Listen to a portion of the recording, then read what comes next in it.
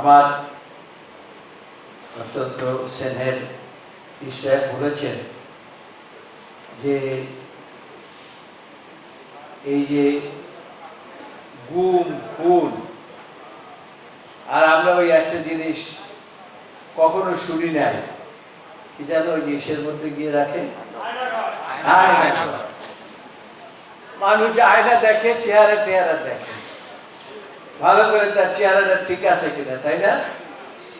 কিন্তু আবার যে শেখ হাসিনার একটা নতুন করে আয়নাঘর আছে, এইটা বাংলাদেশের মানুষ কিন্তু কখনো শুনে নাই।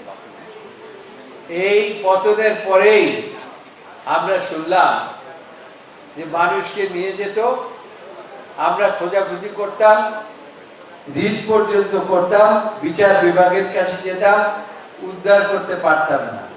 এখন বুঝতে পারছি যে বিচার বিভাগের আদেশ দেওয়া সত্ত্বেও কেন আমরা তাদেরকে খুঁজে বের করতে পারি নাই।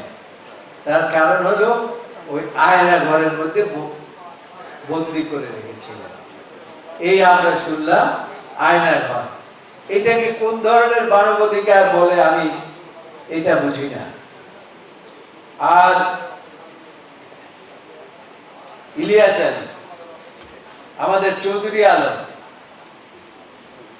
তাদের পরিবার পরিজন থেকে নিয়ে গুম করে আজকে পর্যন্ত আমরা কিন্তু পাই না। এরকম হাজার হাজার মা বোনের কোল খালি করে শেখ হাসিনার এই ফ্যাসিস্ট সরকারের প্রধান তিনি এই সমস্ত কর্মকাণ্ড করতেন। তার সাথে যারা জড়িত ছিলেন, আমরা যাদেরকে বিশ্বাস করতাম যে তারা দেশের আইন শৃঙ্খলা রক্ষা করবে, মানবাধিকার রক্ষায় এগিয়ে আসবে, সেই পুলিশ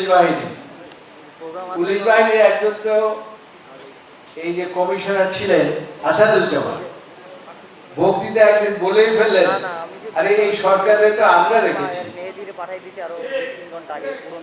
তো কাজেই মানবাধিকারের লঙ্ঘন তো ওরাই করেছে।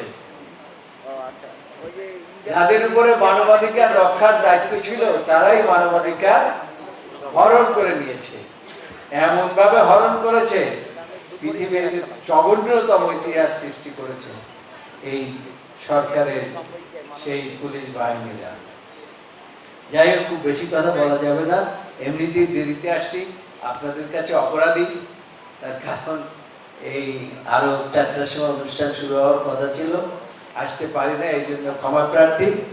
তবে আপনাদের এই যে প্রচেষ্টা, এই প্রচেষ্টাকে আমি অভিনন্দন জানাই।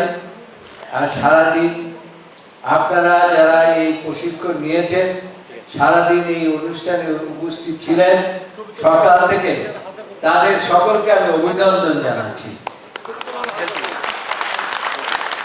আর দু একটি কথা বলতে চাই, সেটা হচ্ছে এই সরকার কিন্তু শুধু একদিনের আন্দোলনের ফসল নয়। এই সরকার আমাদের 16-17 বছরের আন্দোলনের ফসল। একদিনেই কিন্তু এই সরকারের বিদায় হয় না। তো এই সরকারের উচিত ছিল তারা এই দেশে একটা গণতান্ত্রিক পন্থায় কিভাবে দেশ চালাতে হয় সেরকম একটি ব্যবস্থা করা। হ্যাঁ, অনেকগুলো সংস্কার কমিশন করেছে। এই সংস্কারের বিষয় তো ইস্টাক করছে যে 2023 সনে 27 দফা দিয়ে প্রথমে আমাদের নেতা শুরু করেছিলেন, পরে বাংলাদেশের বিভিন্ন রাজনৈতিক দল এবং নেতৃবৃন্দের সাথে আলাপ আলোচনা করে সেটাকে তিনি 31 দফা করেছেন। সেইখানে এই যে সমস্ত সংস্কারের কথা বলা আছে, আপনারা আবার কি সংস্কার করবেন?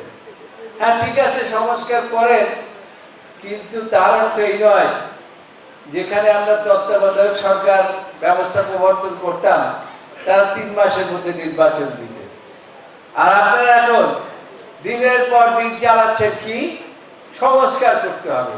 কি সংস্কার আপনারা করবেন তাতে আমি বুঝতে পারতেছি না। তার কারণ হলো একদিকে বলেন সংস্কার, আবার সরকার প্রধান যিনি কি ডক্টর মোহাম্মদ ইউনূস সাহেব, তিনি বলেন আমরা নির্বাচন দিয়ে দেব খুব তাড়াতাড়ি করে, কিন্তু ওনার আশেপাশে যারা বসা আছে তারা মনে হয় ক্ষমতার স্বাদ একটু বেশি পেয়ে গেছে, এবং এই ক্ষমতার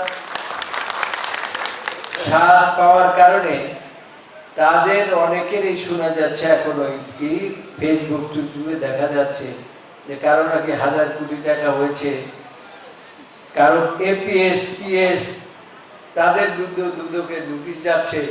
এটা কোন রাজত্বে পড়ে গেলাম এখন আমরা তো মনে হচ্ছে যে বাঘের থেকে এসে মানে সিংহের মধ্যে পড়ে গেলাম।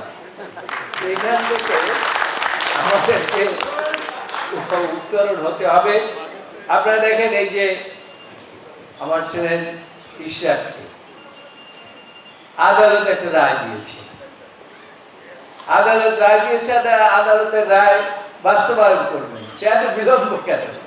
এখন এটা নিয়ে কত রকম তালবাহানা, এই একবার আইন কি আইন মন্ত্রণালয়ের যিনি দায়িত্ব তিনি বলেন যে আমরা তো এটার মধ্যে নাই, আবার লোকাল গভর্নমেন্টের লোক কোনো কথাই বলে না, আবার বলে যে ফ্ল্যাট গেট ওপেন হয়ে যাবে এটা করলে। আরে তাহলে চিটাগাঙে করলেন কেমনে?